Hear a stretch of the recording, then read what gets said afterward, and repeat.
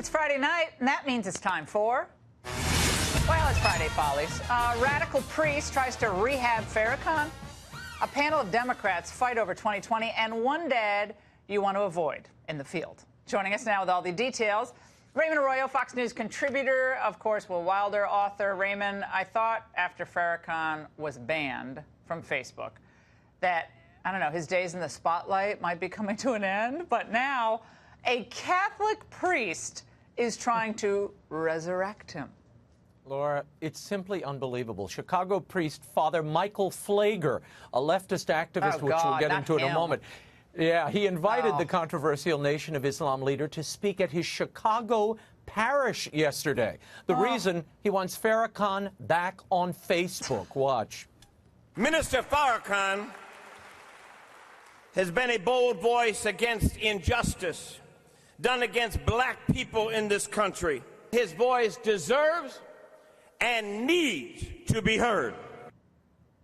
To underscore the point, Pfleger broadcast Louis Farrakhan's visit from his parish on Facebook, flouting their ban, even though Farrakhan was banned from the social media site, in part because of his allegedly anti-Semitic speech. To the white people who think I'm a hater, you don't know me. But somebody made you hate me. This is just the beginning. Banning me from a social platform, I use that platform with respect. And I'm here to separate the good Jews from the satanic Jews. Laura, this man, he's out of his mind. And for Pfleger to think that this is appropriate or in any way social justice to bring a man like this spouting hatred and anti-Semitism to a Catholic church, frankly, it's amazing to me that the Chicago Archdiocese hasn't intervened here, Laura. Outrageous. Pfleger has been doing this nonsense, this type of stuff, Raymond, for years, and yet the Vatican looks the other way. There's no comment. Pfleger has been a nightmare, frankly, for a lot of Catholics in the Chicago area and frankly, across the country for a long, long time. We should have brought Pfleger on our Facebook panel that we had a few minutes ago. Well, maybe next time. Laura, here's the thing. At one point, Pfleger said, America is the greatest sin. It's the greatest sin against God. And he called for a gun owner who owned a shop.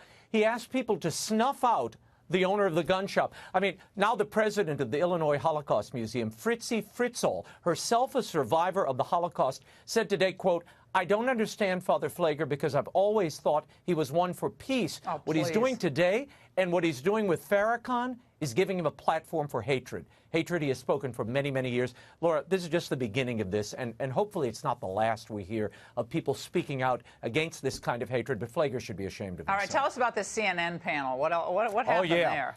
Well, speaking of unexpected reactions, CNN gathered a panel of Democrats in Pennsylvania to try to get a pulse on how Democrats are feeling going into 2020. Then came the ultimate question.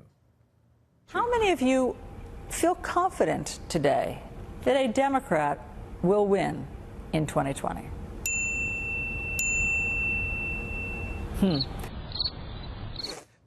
Later, a fight broke out. It was crickets, Laura. Only two of them raised their hand. Well, later, a fight broke out over the gender of the Democratic nominee, or what it should be. What?